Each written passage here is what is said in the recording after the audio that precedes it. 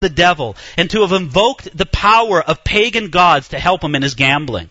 The whole council agreed that he was a very corrupt man, but when the council came against him and said, you're a sinful, immoral, corrupt man, you need to leave the office of the papacy, this is what Pope John XII replied. He said, if you wish to set up another pope, by Almighty God, I excommunicate you so that you will not have power to perform Mass or to ordain anyone. See, here's the problem, right? When you put, so to speak, the power of those keys in the hands of a man, right? If the man is corrupt, or if the man becomes corrupt, then he just looks at you and he shakes the keys in your face and he says, don't you get in my face, I'll excommunicate you. Other popes were similar in wickedness. Pope Boniface VII came to office by strangling his predecessor in the year 974. He was described by a council of bishops as a papal monster who in abject depravity exceeds all mortals. Now again, we look at this and we might be shocked, but we should not be shocked, because as the papacy became more and more of a political office, more and more men whose interest and whose heart was in politics assumed that very office.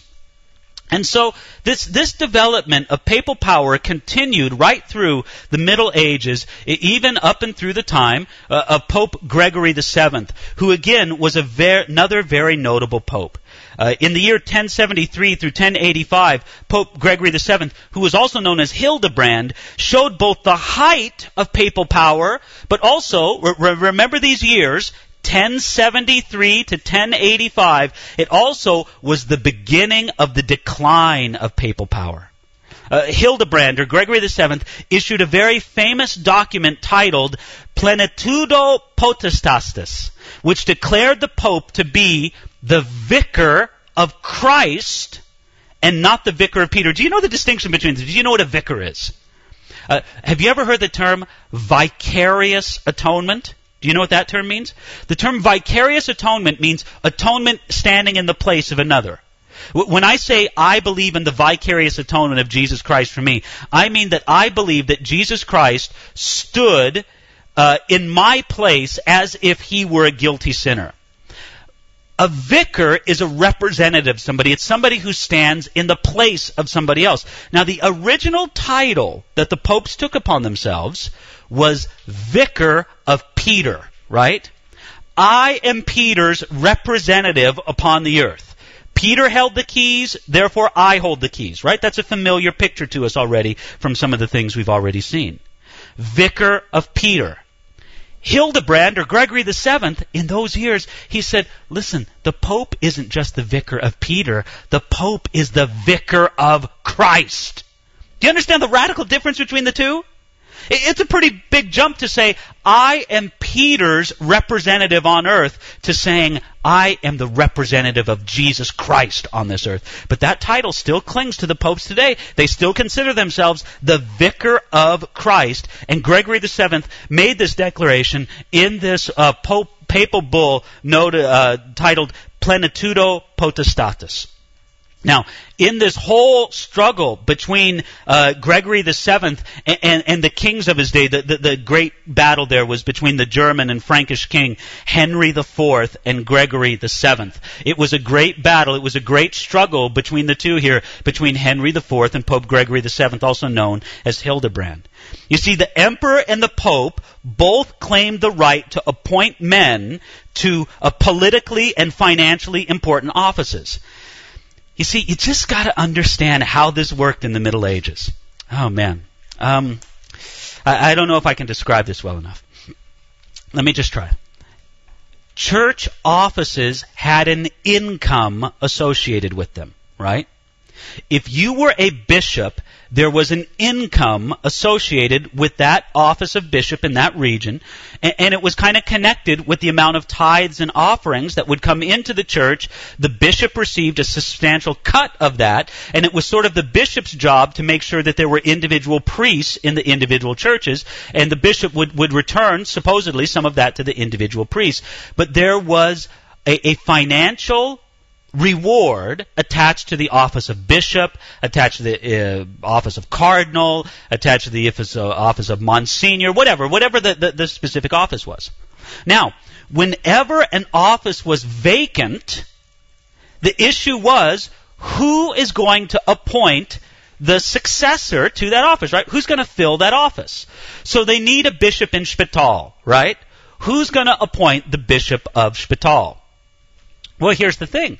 That office of the bishop of Spital has two important associations. Number one, it has political associations, right? Because the church is a very political institution at this time. And so it's politically important who the next bishop of Spital is. Secondly, it has financial implications, right? Because whoever is appointed the bishop of Spital is going to start making a pretty good living. Therefore, it's important who appoints the successor to the bishop of Spital. And you can see why the Pope said, I want to appoint that man. And you can see why the king over this area would say, I want to appoint that man, right? Now, the reason why especially they wanted to appoint him was, number one, they wanted to appoint somebody who would be politically friendly to them. That makes sense, right? If you were the Pope, you want somebody who's politically friendly to you, being the bishop of Spital. If you're the king, you want somebody politically friendly to you. But that wasn't just it. It was also the money.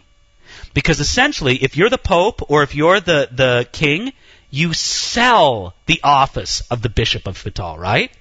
Because you want to be the bishop of Spital because that's a secure income for you. So you say to me, either the king or the Pope, you'll say, well, I'll give you this much amount of money. The typical amount to pay was you would pay what the first year's income would be to be. So let's say, I don't know what units of money, let's just say that the yearly income was 10 gold pieces for being the bishop of Spital. Well, then you would be obligated to pay the king or the Pope or whatever 10 gold pieces. And of course, for a lucrative office, there would be sort of a bidding war, right? The price might get higher and higher than the normal going rate. But that money would go into the pocket of the king or the Pope. Now you can understand why it was such a big deal, this great question, who is going to appoint the successors to these empty offices? This was the whole point of the debate between Henry IV and Pope Gregory VII, or Hildebrand. They debated what it turned out to be this very important issue of who was going to fulfill these political offices.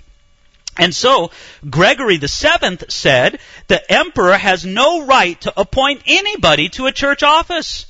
Henry ignored the Pope's decrees, and Gregory summoned the emperor to Rome. Okay? So it starts out with Henry, the emperor of the Holy Roman Empire. He says, all right, I'm the emperor of the Holy Roman Empire. I'm going to start filling these offices. And Gregory says, you don't have the right to do that.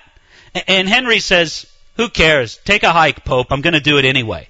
And then Gregory VII says, listen, Henry, I'm calling you. You come to Rome right now and do what I tell you to do. Well, Henry refused to come to the Pope.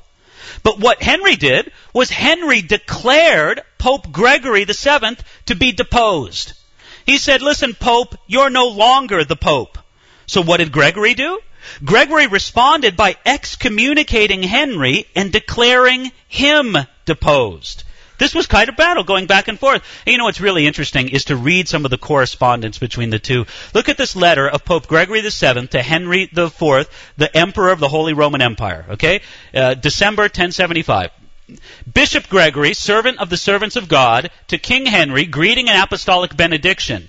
That is, if